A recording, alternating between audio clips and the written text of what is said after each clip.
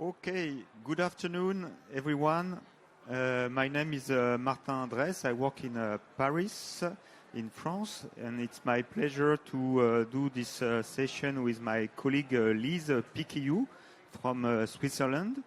So we are going to discuss with you about a clinical case to discuss the topic of patient-ventilator interaction. It's something that is not always easy to do at the bedside, but we really would like to give you some practical messages that you can apply in your daily practice. So please do not hesitate to ask for the microphone, just to ask questions, or we also will try to ask you some questions and to make you more interactive. And we are going to start now. Lise, okay? Good afternoon. Then we are going to start with a patient. I'm sure you've had this patient this winter in your ICU. It's a patient who is 62 years old. He was healthy, and he got flu 2 weeks ago.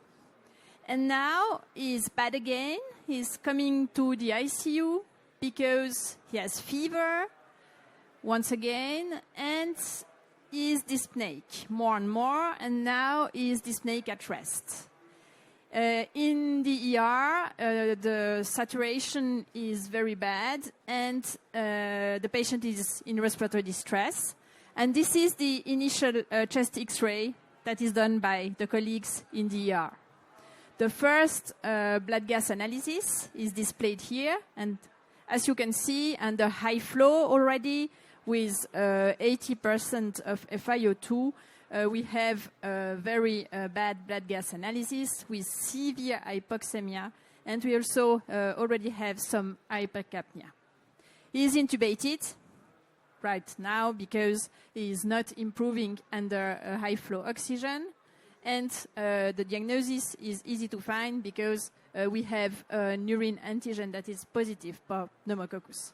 Then now he is intubated, and after that it's complicated. It's complicated because this patient has a severe ARDS in the end, and finally he was sedated, paralyzed, and ventilated in volume assist control during 10 days. And after those 10 days, sedation is decreased because of improvement, general improvement, and improvement in oxygenation. And right now, with low dose of sedation, we have a respiratory rate of 28. The ventilator is set under volume assist control, and the set rate is 20. And the colleagues tell you that the patient is not going well. He looks very uncomfortable. And on the screen, you have that. And we have a question for you. What is that? So I'm sure you have this similar experience on a patient that you want to wake up. You stop the sedation, and it seems that the patient is not okay. He has a high respiratory rate and uncomfortable. We don't know what is it, but we feel that it's not good. Yeah. And definitely he has some respiratory distress. You see that the respiratory muscles are activated. He seems really, really uncomfortable on the face, bad. So what is that? Yeah. Do you have an idea? We would like to try. And we... It's an asynchrony. It's a little bit, the word shifting. Close to the mouth. Just yes, please. The microphone. Microphone like that. Like, okay. Yes. An asynchrony, a little bit of work An asynchrony, shifting, yes. Work shifting in the volume. We have something here yes. that is not normal. Yeah. Exactly. This is called work shifting, maybe? So what work happens? shifting? No, what happens? Do you think? What? I don't want to go into the details of asynchronous, but what do you think? What we see here reflects. It's an inspiratory. Is the patient trying to do inspiratory effort? No. So it's very there good. is a spontaneous effort of the patient. Yeah, and we see that this breath is triggered. We have a decrease in airway pressure. It's also and there is a breath under that. Exactly. And this is called a flow asynchrony, because we have a patient who is breathing, a ventilator that is delivering some assist, but not enough compared to what the patient would like to have. And what happens? This is a strong patient effort triggering the ventilator and what we call a flow asynchrony. This is very frequent at this very specific phase, the transition phase, when you stop sedation and the patient who was sedated before without any kind of spontaneous effort. This is what we saw on the slide, a normal cycle you saw without triggering before.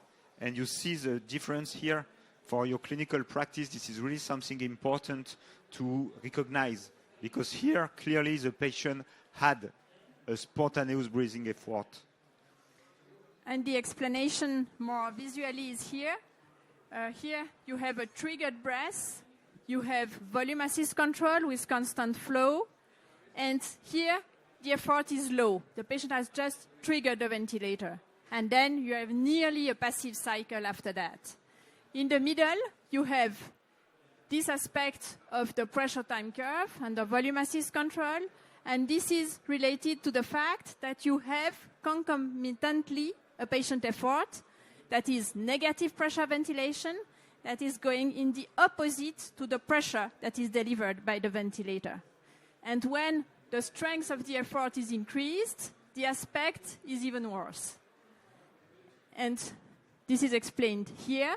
You have an abnormal shape of the pressure time curve, and there's this flow regulated mode because of the concomitant presence of the inspiratory effort.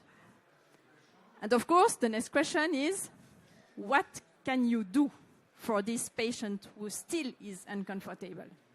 We have an idea, and there are at least 4 proposals. Then we have a lot of things to discuss.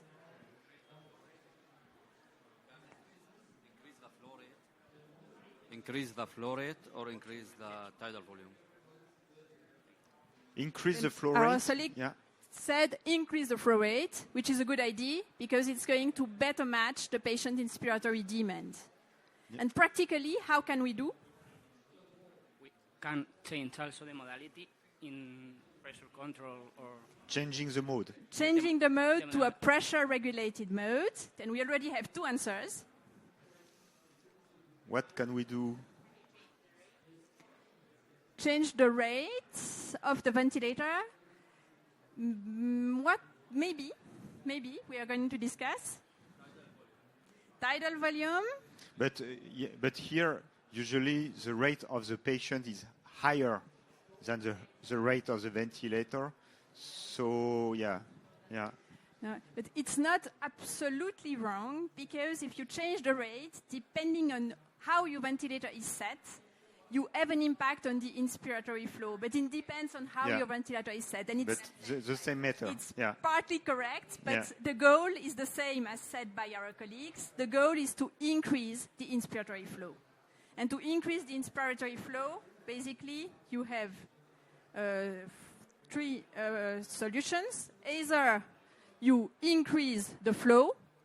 Sometimes it's a direct setting. It on your depends ventilator. on the ventilator, right? Depends on how your ventilator is set.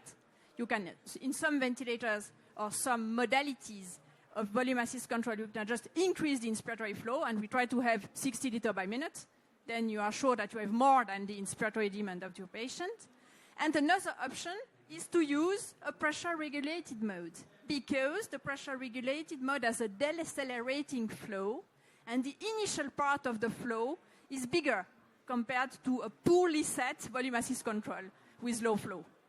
Then very good. This is answer 1 for increasing inspiratory flow, answer 2 for changing to a pressure-regulated mode, either pressure assist control with a set rate, minimal rate, or pressure support ventilation.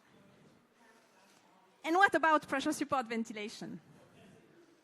Who tries with our patient to go to pressure support ventilation?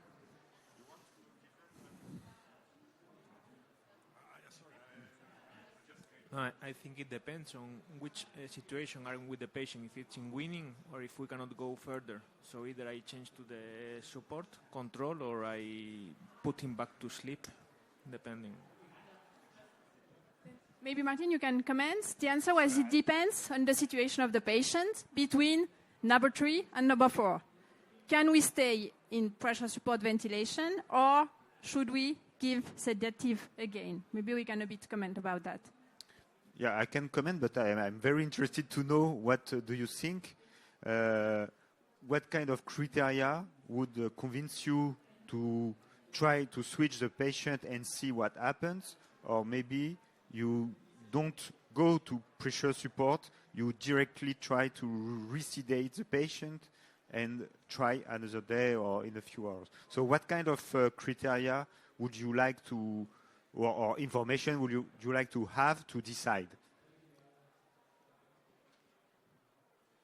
Clinical examination, measurements, blood gas analysis, muscle weakness or muscle effort. No, it's okay. Muscle weakness, but how do you do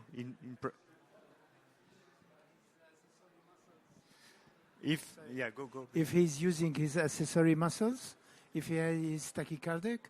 So he does. Tachypneic, I'm sorry.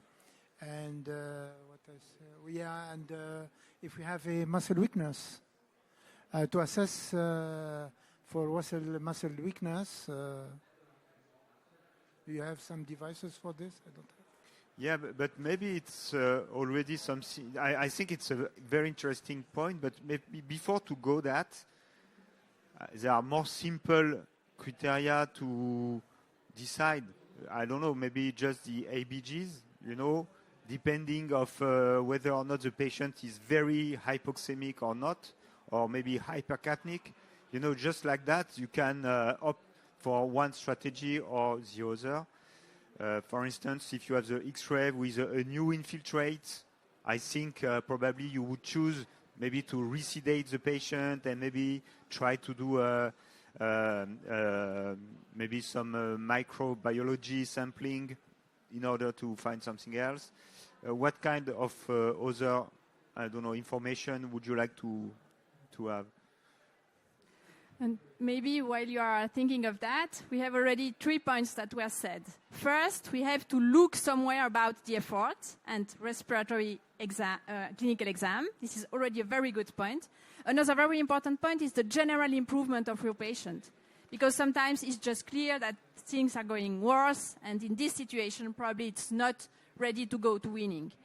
But what is the most interesting is the part in between. And what we want to discuss with you is how we can securely keep this patient in the transition phase. Transition from controlled ventilation with sedation to assisted ventilation while keeping it safe. And for that, we go to respiratory effort monitoring. Because the idea is to be sure that you don't have a big stress delivered to the lung parenchyma during pressure support ventilation. Then, are we safe? And what do you need to answer? This was the question of Martin just before.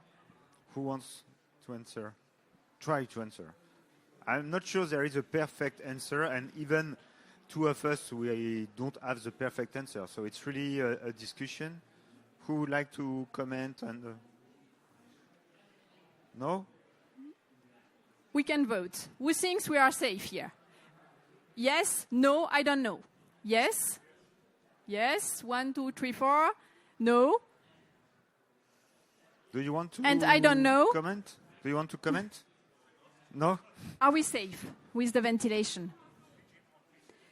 Right here, we've switched the patient. He's on pressure support ventilation. He's safe, he said. We are safe. It's absolutely safe. The patient has a spontaneous activity, high effort, inspiratory effort. So he will or she will trigger the ventilator. No? And exactly. I think in this, the delta pressure is low. I don't know how is it. What is the peak pressure around? Probably 27, and PEEP is 8. Oh, it's So I should set 16 centimeters of water as a support. 18 is a lot. Maybe you're right, and there are already important things. First, the patient is triggering the ventilator. We are in pressure support ventilation. Second, there is something here. Tidal volumes are quite high. And we have a high level of pressure. Then maybe we just have over-assist. If it's that easy, you decrease the level of assist, you are going to decrease the tidal volume. But sometimes, in this situation, if you decrease the level of assist, you are going maybe to increase tidal volume, or at least not to decrease it. And this is exactly what we want to discuss. And when you see that on your ventilator screen, high tidal volumes, you might think that maybe we have a problem. Either we have too much assistance, or we have too strong inspiratory effort. That's what we are going to discuss. Then maybe not, I don't know. And how can I know if I don't know? Yeah, because the thing is that just before you switch the patient to pressure support, you strictly control the tidal volume. And now you do not. So maybe you're right, because the patient, let's guess that he's better, he improves, so maybe it's not necessary anymore to strictly control the tidal volume. But how can we know that? I think we can recognize it looking at a flow curve. In case the patient would have a high effort, it will be another pattern of this. Yes, it will be not like this. It will be like circle. Yeah. Yeah, yes, that's done. Very difficult to see because it's a pressure-regulated mode. Very low.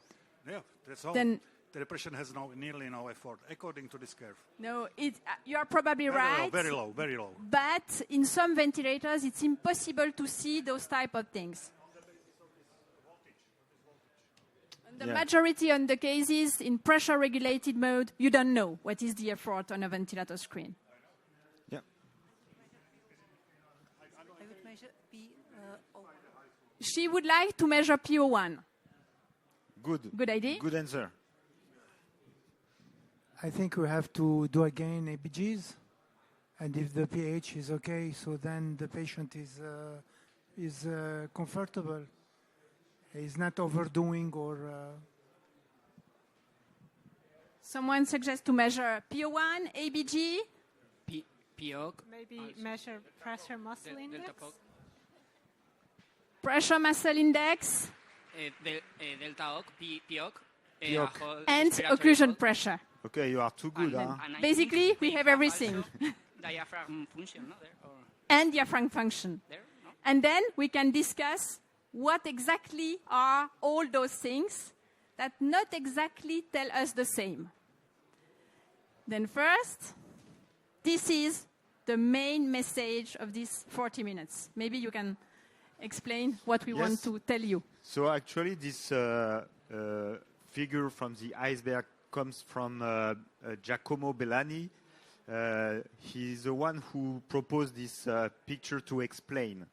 Because this is true that what we see on the vent is just a part of what is the total amount of the effort, right? We only see the pressure delivered by the ventilator. But again, it's only when the patient is spontaneously breathing, right? But there is all the part of the iceberg that is not viewed. It's what is done by the patient. So actually what you see is not what is done by the patient, and this is probably the more important, because this is really what will say if the patient is well or not. So that's why understanding the interaction between the patient and the ventilator with this picture is really a good way to try to approach as much as possible to what is clearly going on. And this is another way of saying exactly the same thing. During a pressure-regulated mode, we have two components determining the total distending pressure, which is the stress that is applied to the lung parenchyma. First, we have the ventilator, positive pressure, and the amount of pressure support level you set. easy that you have on the screen.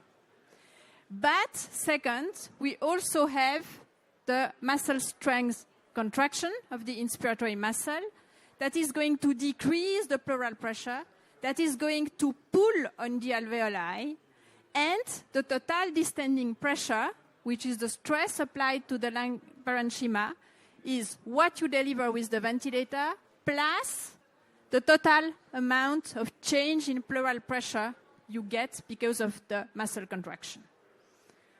And this is the same image as the one from Martin just before, but to insist once again, you see what you deliver with the ventilator, the pressure support, but you don't see the amount of effort that is delivered by, that is due to the patient effort.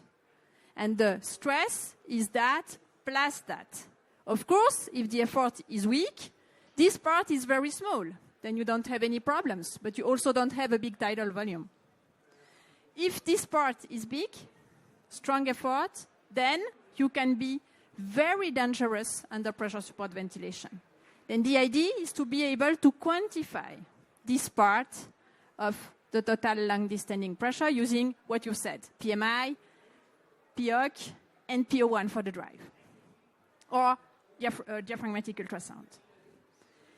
But you were right before, when you have very, very strong efforts, in some ventilators, you can observe a small change in the curve here because the ventilator is not strong enough to push enough.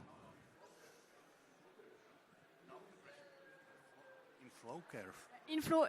In flow curve, yeah, okay. But in pressure also, in some ventilators. But in flow, yeah, for sure. Okay, then how to monitor the effort? First possibility, not the easiest one, I think. Sorry, but I think it's not the easiest one. Diaphragm ultrasound. Yes, so this is 3 modalities that we can discuss today. Diaphragm ultrasound, it's not really the effort. We are assessing the change in thickness of the diaphragm, and we extrapolate to this change in thickness to an activity of the muscle. But it's really important to make sure that we are not assessing a function, but the activity of the muscle. And it's only, as you will see on some slide, a short, a very small piece of the diaphragm. So really it's an extrapolation of all the work of breathing. Esophageal pressure, we are not discussing a lot today. Just to tell you that this is really the reference method if you want to assess the inspiratory effort, because the change in pleural pressure is translated to the change in esophageal pressure. Okay, so I don't know if you are familiar with this technique. It's not so complicated to do, but it's difficult to generalize, I think. And then, of course, we have the ventilator, which is a treatment, a device to treat patients, but it's also a monitoring tool. And sometimes we forget that, but actually in our modern ventilators, we have a lot of options to do some pause, some occlusion that are very, very useful and informative to assess the effort of the patient. And let's start rapidly with the... Yes, very rapidly, because it could be long. But just to tell you, if you are not familiar with that we have basically 2 approaches. Intercostal, this is the upper part, you see. Intercostal, which allows you to look at the diaphragm at the very terminal part of the muscle here. And from the intercostal window, you can observe the change in thickness during a cycle. And this changes in thickness, this is what we call the thickening fraction, will be a way to approach the activity of the muscle. This is what you can see here with the muscle that is contracting. When a muscle contracts, it shortens and it generates a force. So of course, we cannot measure the force in a patient, because if you want to measure a force, you need to take the muscle and to use electricity to measure the shortening. So we use this thickening as a way to approach the force and the function. So you see, you have basically this typical three layers structures, and the diaphragm is between the two very bright layers. And if you switch from the 2D view to the M mode, you have typically this kind of pictures. In yellow, it's the thickness at the end of expiration. So this is the rest, the baseline measurement. And the red is the thickness at the end of inspiration, so at the end of the tidal breathing. And you see the changes in the red bar during a tidal ventilation, so at rest, or a moderate effort, or a strong effort. And based on these two measurements, you can calculate the thickening fraction as shown on the slide. This is a difference between inspiration and expiration divided by the, so it's not, it's thickness. It's not thickening, it's thickness here, here, and here. And it's the difference in thickness divided by the expiratory thickness, and it is calculated as a percentage. Okay, like the left ventricle ejection fraction. So this is a percentage, and you see that the higher the effort, the higher the percentage. So you, right now in the room, you may have a thickening fraction between maybe 20-30%. And usually we consider, maybe it's arbitrary, that below 20% it's not normal, and your patient may have a diaphragm weakness. But pay attention to measure this kind of indicators in patients who have the less of ventilator assistance. So basically, it's better to do that with 0-0 or during T-tube to make sure that you are not overestimate or underestimate the effort. And it definitely requires some training. It's not very easy to have the correct view, the correct measurements, and reproducibility is not so good. Then you have to train yourself if you want to use those types of values. It works when we are well trained.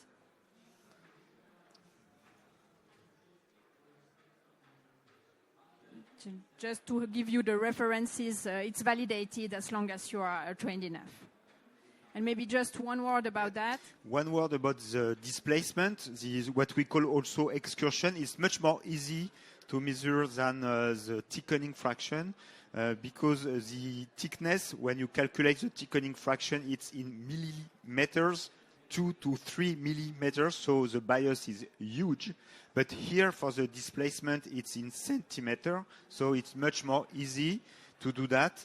And basically, if you switch to M mode, you have the probe at the top of the picture, and you see that the baseline goes up, so it goes close to your probe, to the ultrasound probe, showing that there is a displacement, what we call the excursion. And on the next slide, I think we have some normal values that have been validated, in particular in this study. So you see that, again, if the subjects provide a huge or an important effort, you have an excursion that will be higher. Okay, so if you want to keep in mind a simple value for the excursion, it's maybe 1 centimeter in patients who are mechanically ventilated. If you have an excursion below than 1 centimeter, it means basically that you may have a diaphragm weakness, but again, try to do that in patients without assistance. So the less of assistance and better during a spontaneous breathing trial. And we told you that the gold standard is esophageal pressure to measure the effort, not easy to do in spontaneously breathing patients.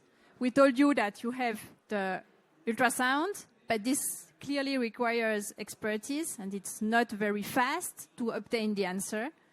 and then you have the ventilator. And this is easier to do, definitely. And the third thing we would like to discuss is the occlusion pressure.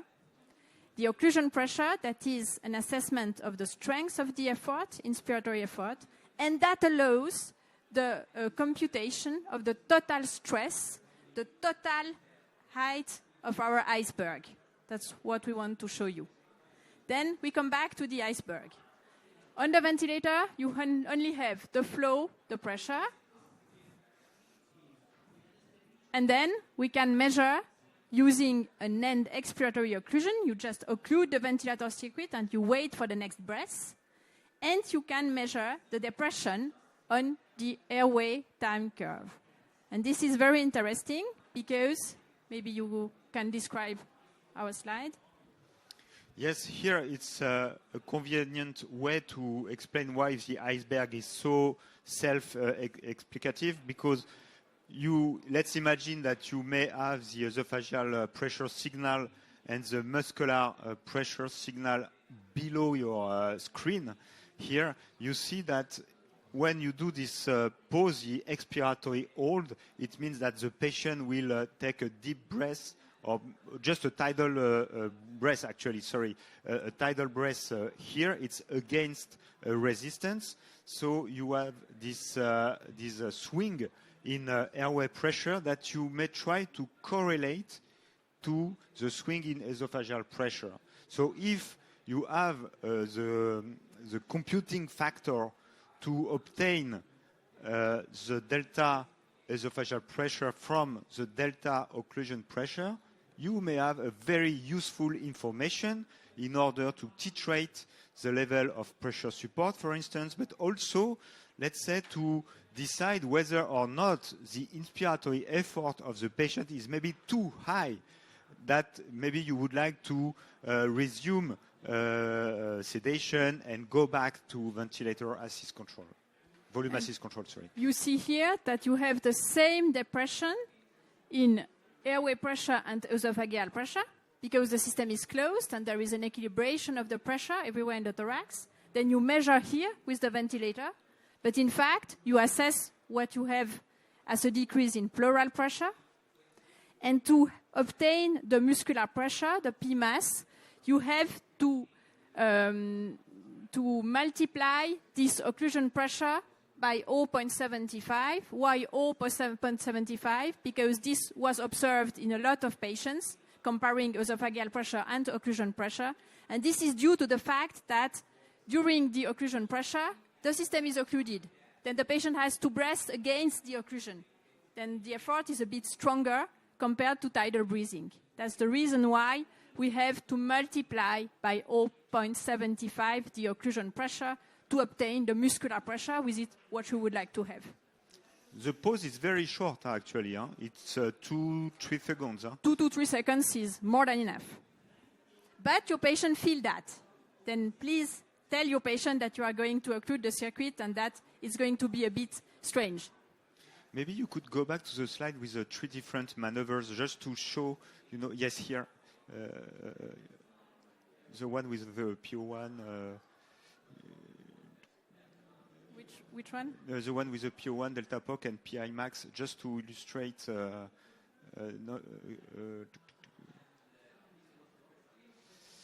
Go back. Yes, you see, delta POC is there. So I think you are much more familiar with PI max. PI max is when you ask a patient to take a strong effort, to do a real strong effort against, again, a resistance. But here, usually, it takes around 20 seconds to get this value, and the patient has to sustain the effort during 1 or 2 seconds. And you need a patient who is communicative to do that, because you really need that the patient contribute to the maneuver. Whereas here, you do not ask the patient, you tell nothing to the patient, you just do a simple pause, and because it's going to be only during the tidal breathing. And it's very informative because you don't want to know what is the maximal effort of the patient. This is not the point here. What we want to know is what is the contribution of the patient during a normal cycle.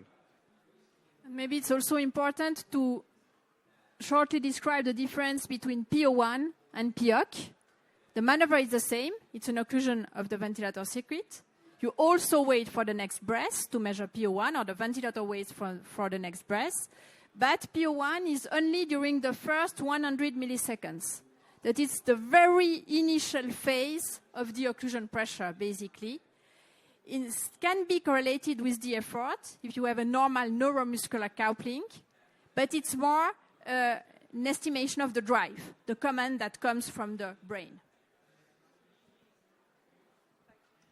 Our ventilators provide PO1 even without an occlusion maneuver. Is it like just an estimation or a calculation? Or? It's really a measurement in the majority of the ventilators, but it reflects not the strength of the contraction during the whole breath. It's more the command, what comes from the brain. And if you have very severe muscular weakness, for example, you can have an increased PO1, but a low POC, because you just cannot contract. But in the majority of the situation, PO1 is a good estimation of the effort, but not always.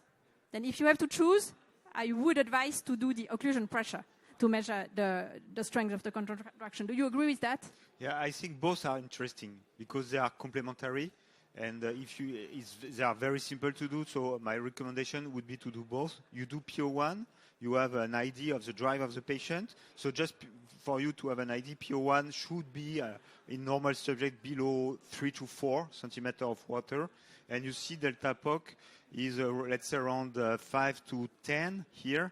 PI max, you have an idea here, but you just, I don't know if you know that, but your PI max for you, us in the room, it's more around 100. Okay, just to have an idea. So in patients, they are quite weak, so very often they have a very low PI max. In a normal subject, it's around 100 centimeters of water. And we can go one step further, and we come back to the same slides as before. Now, we showed you how we can measure that. Occlusion pressure times 0.75. Then if I add to this value, occlusion pressure times 0.75, if I add the amount of pressure I deliver, I know the total lung stress. Then easy to measure the total height of the iceberg. And this is illustrated here. You measure the occlusion pressure times 0.75, you get the muscular pressure. You take this muscular pressure, you add the pressure support level, and you have the total dynamic lung stress. We say dynamic because it's an effort, an active effort. It's not a static measurement as a plateau pressure. The point is that we don't exactly know what is the value to target right now. We need more studies to say. I would say something around 18 is probably good, but I don't have the studies to demonstrate that it's the magic value. What would you say as value? No, I agree. We want a safe area, not too high, not too low, but yeah, I think I don't have a definitive answer yet, for sure. Physiologically or logically based on physiological data, we should probably be between somewhere 10 and 18, but we don't have the proof that it's what we have to do. And you see that the correlation is very good. This is the lung stress measured the way I showed you, compared to the lung stress measured by transpulmonary pressure using the esophageal catheter. Definitely the prediction is not bad, and much more easy compared to the esophageal pressure measurements. Sorry to interrupt.